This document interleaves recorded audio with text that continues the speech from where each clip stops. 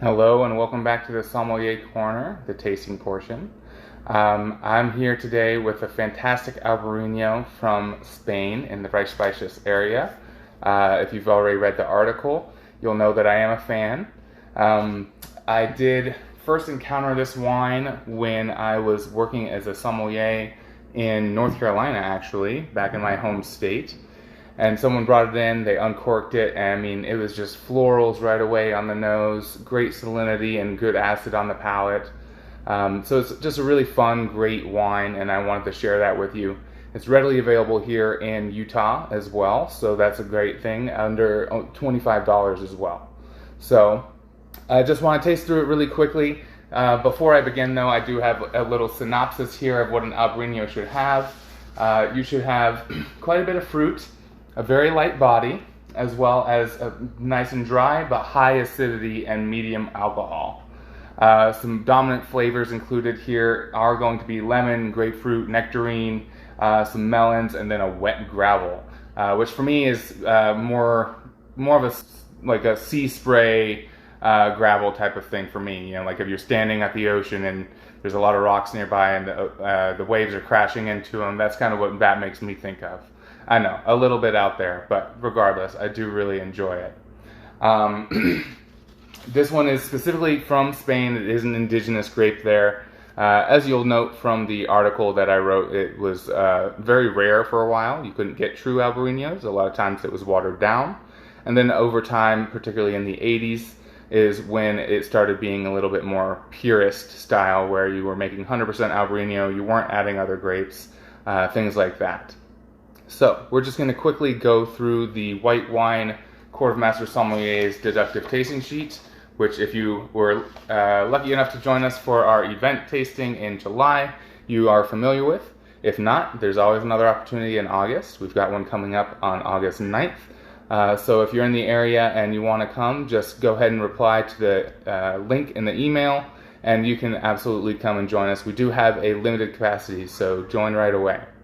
Let's jump right into the tasting now. I do have just a little pour here, nothing crazy, just enough to do a nice assessment quickly with about 4 or 5 minutes, hopefully not longer than that. So, first thing is color. As I've told people before, the best way to determine your color is to hold it up to something with a white background.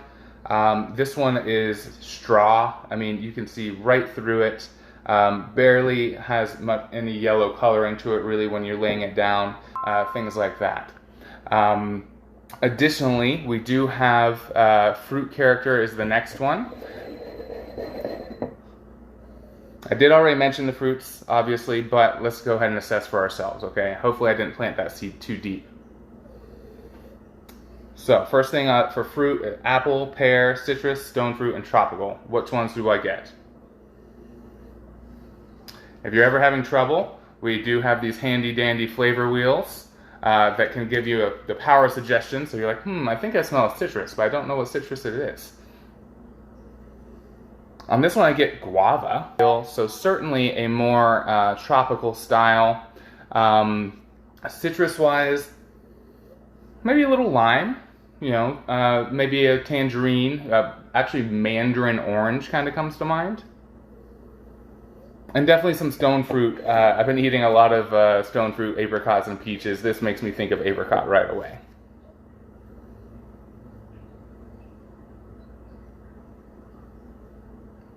So the fruit condition is going to be on the nose. I feel like it's a tart to ripe. You know, it's very lean, but it's still very present there. So I'm going to just take a sip and see what the fruit condition on the palate is while my cats fight in the background. Apologies about that.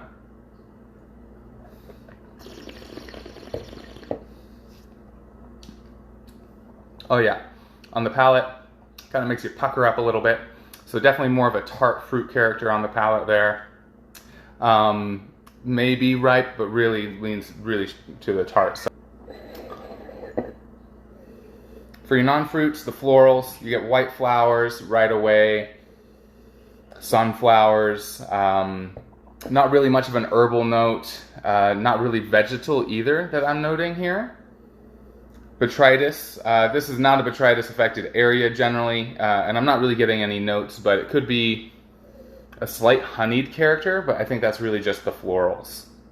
It's not oxidative or nutty at all. There's no real lees presence. It doesn't have any brioche or baked bread, yeast, all of that.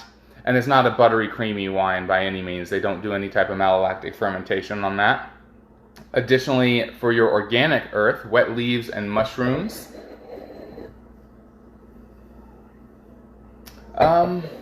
No, I mean, I get a hint of something like that, but I think it's really more inorganic earth. I'm getting some rocks, like a slaty rock feeling, as well as minerals, salinity. We talk about that a lot. This area is near the ocean, and so you do get kind of a salinity aspect to it. Is that because it's near the ocean? Who knows? The soils do have a maritime influence, so you have some seashells in them, very old soils, things like that.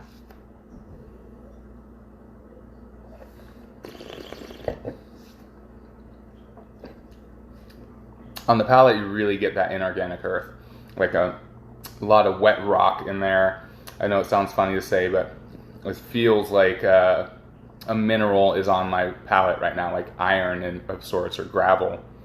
Not much new oak. I'm not getting any vanilla or baking spices in this wine. So, you've got some good bright fruit characters, but also some nice non-fruit characters. So it's fairly balanced between the two. There's neither that are really completely dominant. You do have on the structure, there's no phenolic bitterness that I'm getting.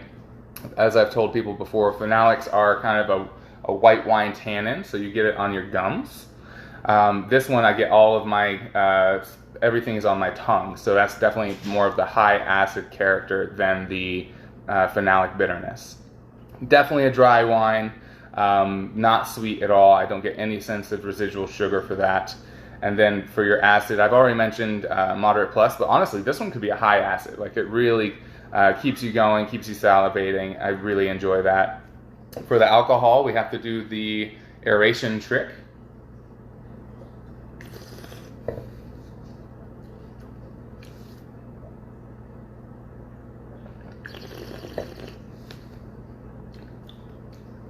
Definitely more of a moderate alcohol, not super hot on your throat when you're doing the aeration as you inhale.